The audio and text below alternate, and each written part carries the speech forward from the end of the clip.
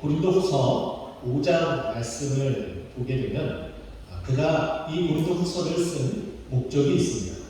고린도전서는 교회의 많은 문제들을 하나하나 해결해 나가고 교회가 정상화되기 위해서 사도 바울이 펜을 들었다면 오늘 이 고린도후서는 그 목적이 조금 다릅니다.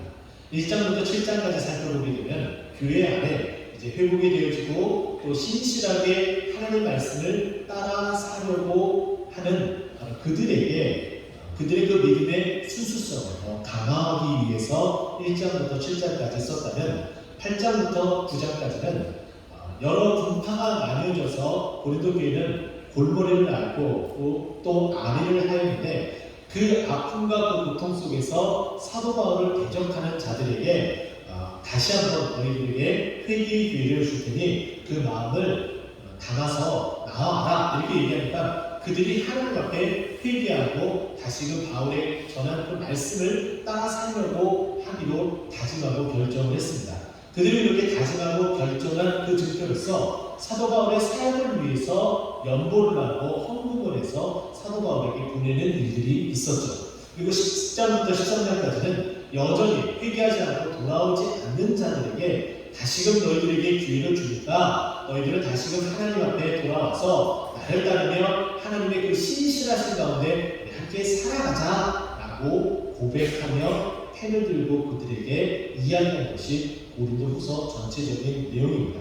자, 그러면 오늘 본문은 고린도후서 5장이라면 고린도 교회의 신실한 자들의 그 믿음을 더욱더 고추세우고 더욱더 그 믿음을 강화하기 위해서 썼던 그 내용이라면 우리는 이 말씀을 통해서 동일하게 우리 동태동 고통산 교회 안에 믿음의 신실한 자들이 이 자리에 나온 줄 압니다. 그러면 그 자들을 위해서 하나님께서 그들의 믿음을 더욱더 강화시키고 더욱더 그 믿음이 자라나도록 하나님께서 우리에게 주신 방편들이 오늘 본문 말씀에도 분명히 있을 터인데 그 말씀을 찾아서 여러분과 함께 나누고자 합니다. 그 내용이 결국에는 은혜이며 또 은혜뿐만 아니라 우리에게 은혜를 주어서 하나님의 일꾼으로 살아가도록 만들어주시는데 그 사명이 무엇인지 은혜의 두 가지 그리고 사명 한 가지 이렇게 세 가지를 통해서 여러분과 함께 그 은혜를 나누고자 합니다. 그러면 첫 번째는 우리의 믿음, 고린도 교회 교인들의 그 믿음을 더욱더 성장시키기 위해서 하나님께서 허락해 주신 것이 있는데 그것은 우리 교회에도 단연코 결단코 반드시 필요한 부분입니다. 그것을 우리에게 허락해 주신다는 거예요. 그것이 무엇이냐면 14절 말씀을 보면은 그리스도의 사랑이 우리를 강권하시는도다. 그래서 은혜의 가장 큰 것은 무엇이냐면 바로 사랑이라고 말씀드릴 수 있습니다. 오늘 본문의 14절 말씀에 보게 되면 해석이 안 된 한 헬라어 단어가 있어요. 그 단어는 헬라어로 가르라는 표현이에요. 이 가르라는 것은 접속사인데 그 접속사의 뜻, 그 의미는 무엇이냐면 왜냐하면 아무리 찾아봐도 이 14절 말씀에 없을 거예요. 그 왜냐하면이라는 것은 어떠한 이유에 대한 어떤 명제에 대한 그 결과 왜 이렇게 되었는지에 대한 설명을 하는 것이 바로 왜냐하면이라는 거예요.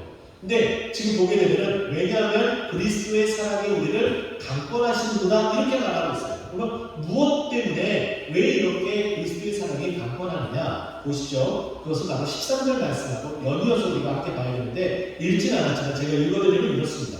우리가 많이 미쳤어도 하나님을 위한 것이요 정신이 온전하여 너희를 위한 것이니 라고 되어져 있어요. 하나님을 위해서 살아가다 보면은 예수 잘 믿는 사람들을 세상 사람들은 우리를 보고 무엇라 하나요? 예수 재미라고 해요. 또 미친 기독교인이라고 표현하며 또 우리의 행실이 다르지 못했기 때문에 개독교라는 표현까지도 씁니다.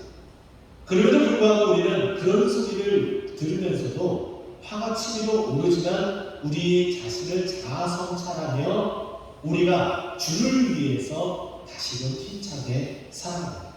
왜 그럴까요? 하나님의 사랑이 있기 때문이라고 오늘 본문은 이야기합니다. 그것이 은혜라는 그 은혜가 없으면 우리는 그런 심한 모욕과 핍박 가운데서 도저히 살아갈 수가 없습니다. 그런데 오늘 이 본문 말씀처럼 하나님의 그 사랑이 강권하시다라는 표현을 쓰고 있습니다. 자, 그러면 이 강권하시다라는 이 표현이 조금 와닿지 않을 수도 있습니다. 자, 이 표현을 헬라어 원어의 뜻을 자세히 들여다 살펴보면은 어떠한 의미를 가지고 있냐면은 하나님의 사랑이 몰아간다. 한쪽으로 몰아간다. 예를 들면 이렇습니다. 여러분 혹시 바둑 두시는 분이 계십니까? 바둑을 두는 프로 기사들을 보게 되면 어떤 기사가 불계승을 거뒀다라는 표현을 쓰게 됩니다.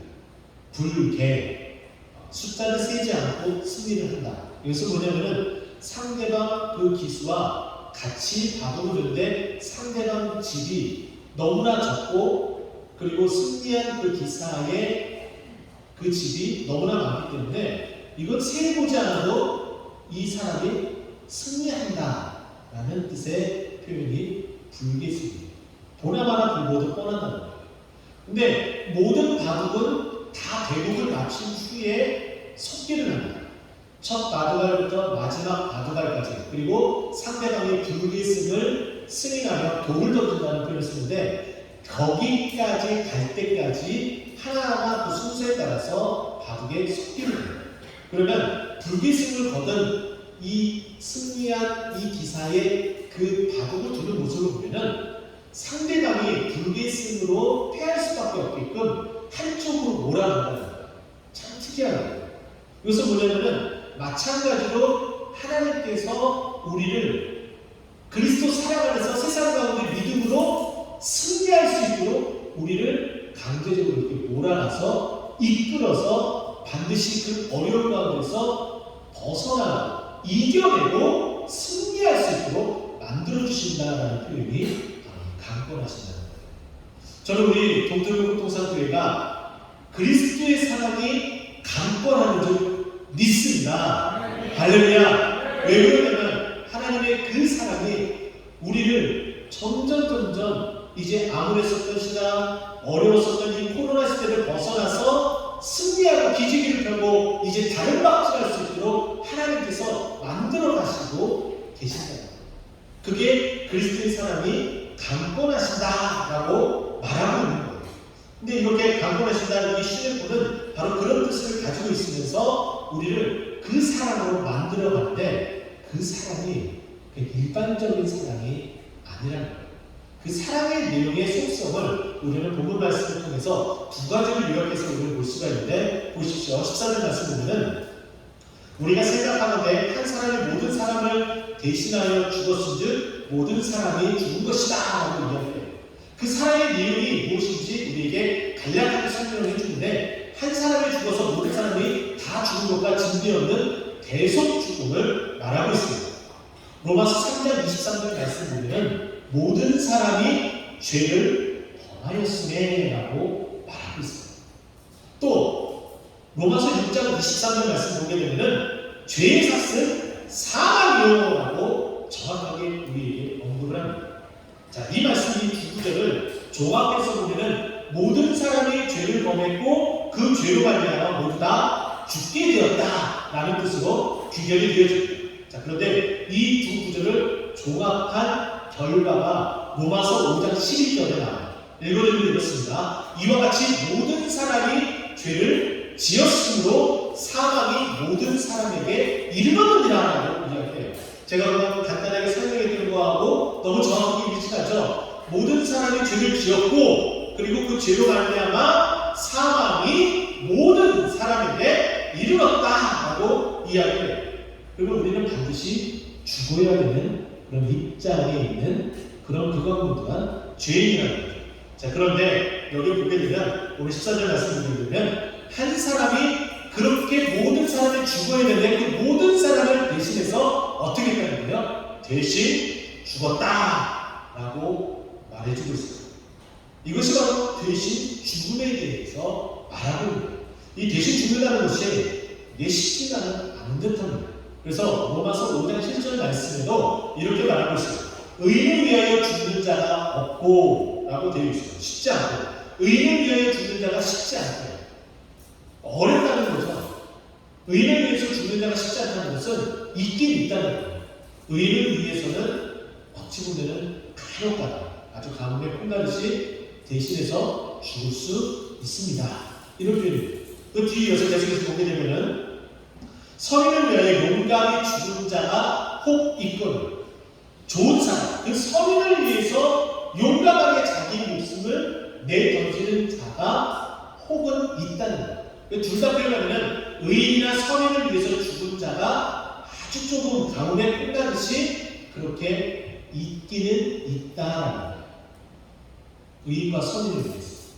자, 그런데 그 가운데 죄인을 위해서 대신 죽을 사람이 있을까요? 없어요. 오히려 그 죄인을 극형에 처하기를 바라며 우리가 목소리를 내고 손가락질을 할 수가 있습니다. 그렇게 하기도 하고요. 근데 그 죄인을 위해서 대신 죽는다고요? 그렇게 하기는 쉽지 않습니다. 그래서 로마서 5장 10절에는 의인을 위해서 죽는 자들이 혹은 있습니다. 죽는 자가 쉽지는 않습니다. 선행을 위해서 용감히 죽는 자가 혹은 있습니다. 그러나 죄인을 위해서 죽는 자는 있을까요? 없을까요? 라고 이야기하면 로마서 5장 8절 말씀에 들어가 이렇게 이야기합니다. 우리가 아직 죄인이었을 때 그리스도께서 우리를 위하여 죽으심으로 우리가 죄인이에요. 아직 의인이 된 것이 아니에요. 우리가 죄인이었을 때에 그리스도께서 우리를 위해서 죽으셨다는 거예요.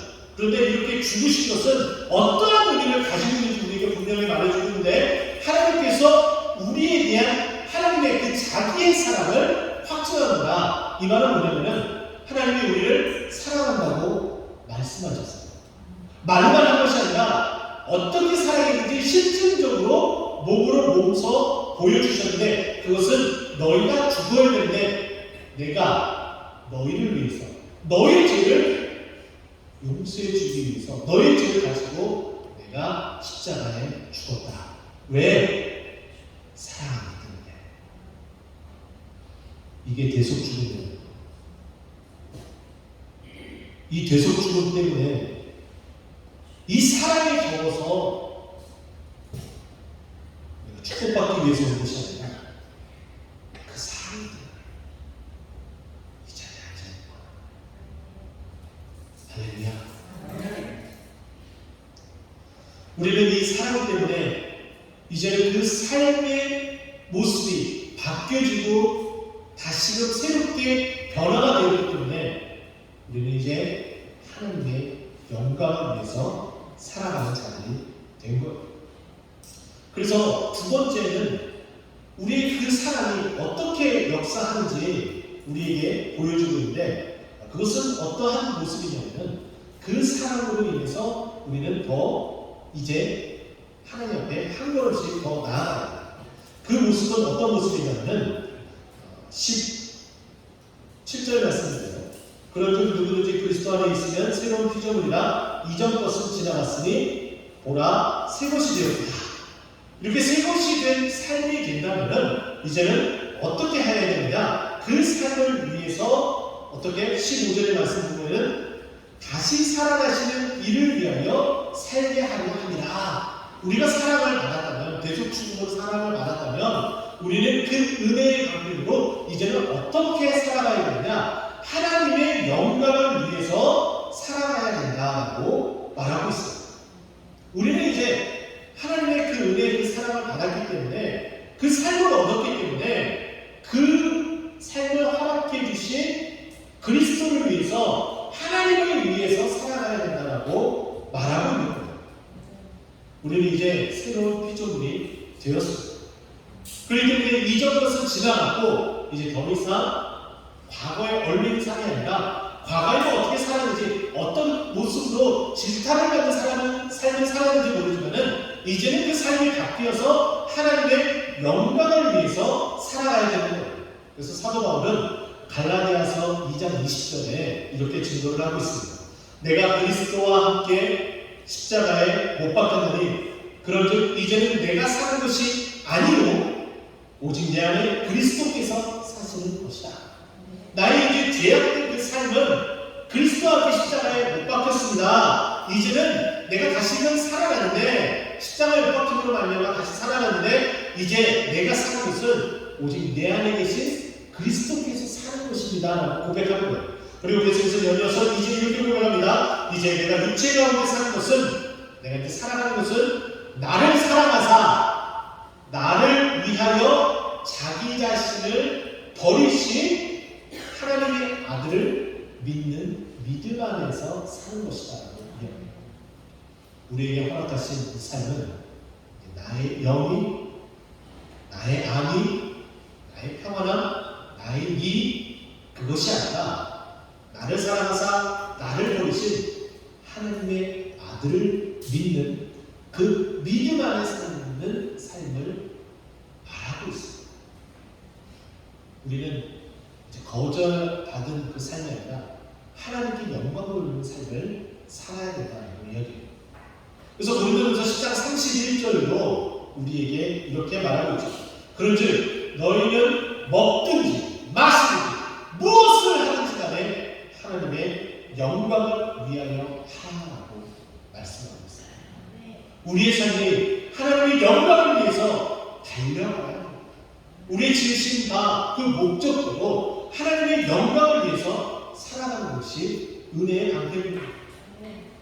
하나님께서 이렇게 우리에게 사랑으로 삶을 허락해 주시고 그 삶에 하나님의 영광을 위해서 살아가도록 만들어 주시는 게 하나님께서 우리에게 첫 번째 주신 은혜입니다. 자, 그러면 두 번째 그 은혜는 무엇인지 여러분 한번 볼까요?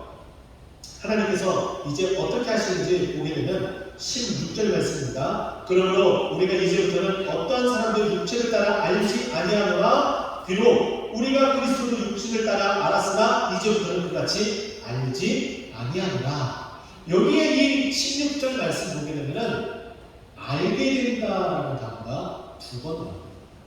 먼저 나오는 이 단어를 보게 되면 육신을 따라 알지 아니하노라 라고 이야기하며 육신을 따라 알았던 삶에 대해서 이제 버리겠다, 배설물을 여기겠다 라고 말하고 있습니다. 자, 여기에 해당되는 헬라어를 살펴보게 되면 그 원어는 에이도라는 단어를 쓰게 됩니다. 이것을 보면은 육감적으로 접촉을 통해서, 보는 것을 통해서, 듣는 것을 통해서, 그렇게 감각적인 것을 통해서 알아가는 것을 에이도라고 이야기합니다.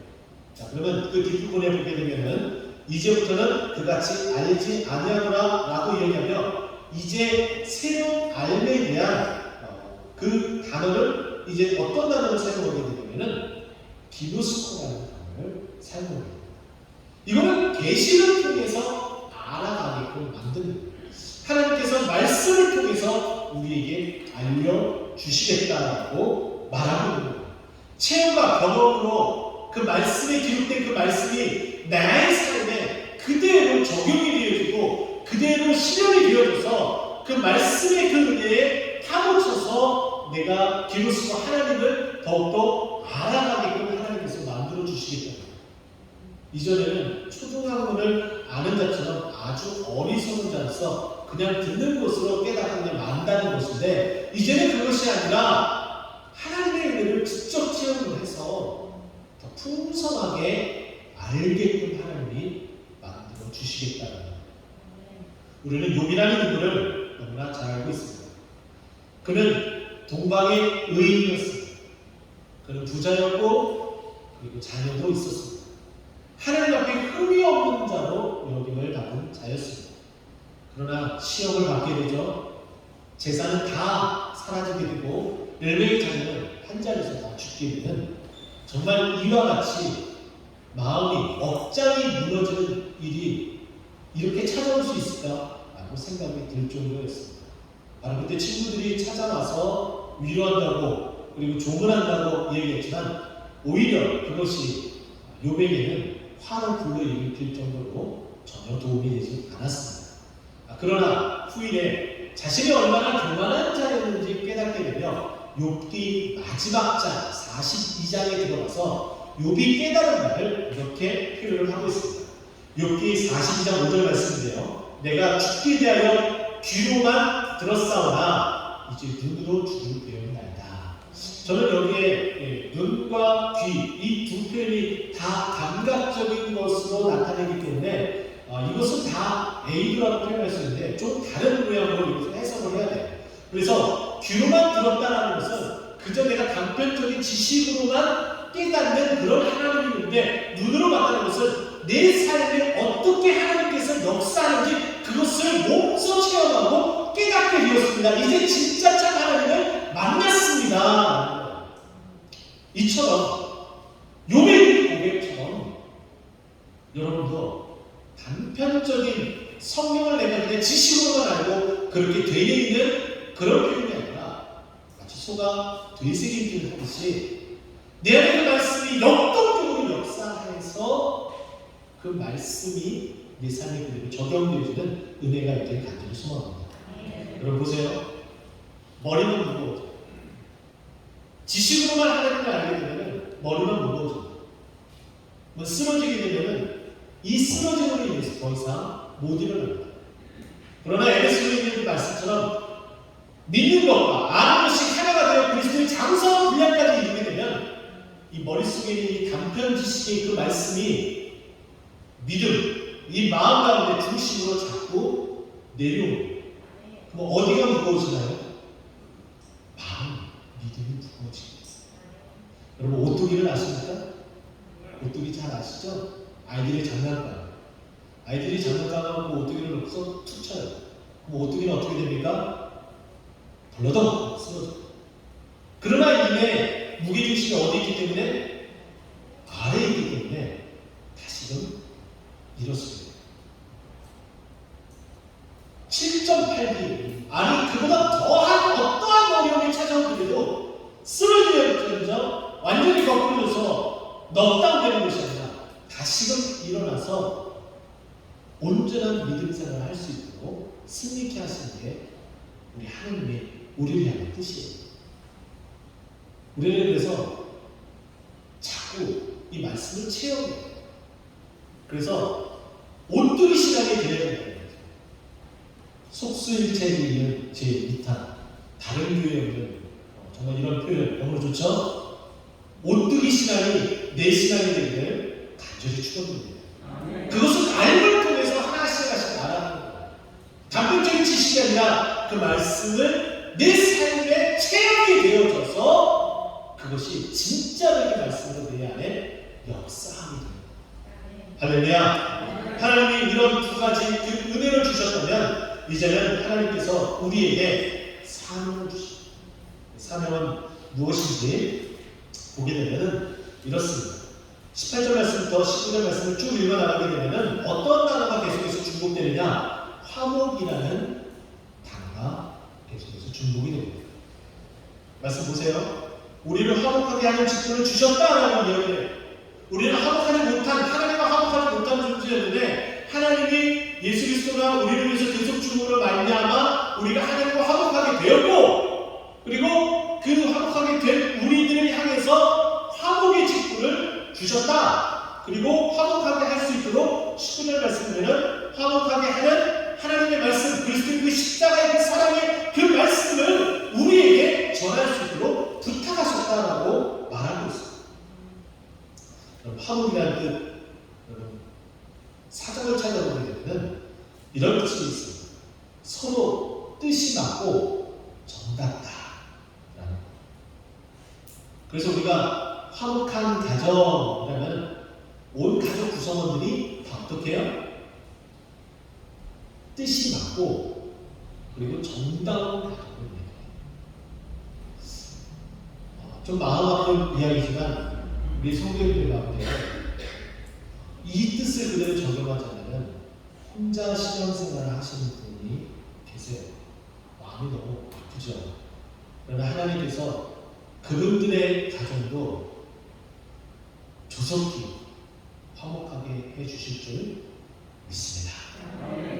하나님께서 우리와 화목하며 우리에게 화목의 직분을 주셨기 때문에 그 전도의 사명을 가족에게 전하며 또 나눌 때에 그 풍성함이 넘치게 되기 때문입니다.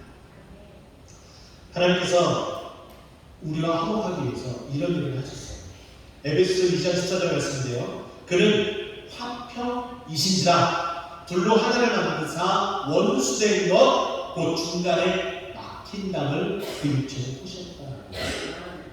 하나님과 우리가 가로막혀 있어요. 그런데 예수 그리스도의 그 육체, 그 휘장된 그 육체가 죽으심으로 휘장이 위에서부터 아래로 갈라지며 하나님께로 나아갈 수 있는 새 길이 열렸습니다. 제사장을 통해서가 아니라 우리 스스로가 예수 그리스도를 의지해서 하나님 앞에 나아갈 수 있도록 만들어 놓으셨다는 거예요. 그것을 우리에게 이제 허락해 주셨어요. 놀라운 것은 우리에게 화목의 직분을 주셨다, 그 화목을 부탁하셨다 라는 이 화목되었다라는 이 표현이 헬라 시절을 살펴보게 되면 니왈리입니다. 그래서 뭐냐면은 계속해서 우리에게 그 전도의 직분을 가지고 나아가라 라는 거예요. 언제까지? 땅끝까지 이르러 증인 모든 민족이 주 앞에 나와 굴복할 때까지 우리에게 사명이 있습니다. 양주 일대에 이거 더 퍼져나가면은 이 고읍에서 옥전, 덕계, 또 이 근처에 의정, 동두천, 좀 이런 표현이 어떨지 모르지만 우리 서울까지 접수하잖아요. 할렐루야! 하나님께서 그렇게 하도록 우리에게 사랑을 주셨고, 그리고 그 말씀을 체험해서 체험된 신앙으로 그 은혜를 나누면서 살아가도록 그렇게 알게 하셨고, 이제는 그렇게 알게 하신 하나님께서 화목해 하는 다른 사람들에게 이 그리스도의 화목의 메시지를 전하라는, 전도하라는 사명을 우리에게 주셨습니다. 우리 동투는 꽃동산 교회가 은혜 받고 사명으로 나아가기에 부족한 우리를 간절히 예수 그리스도의 이름으로 축원드립니다. 기도하겠습니다.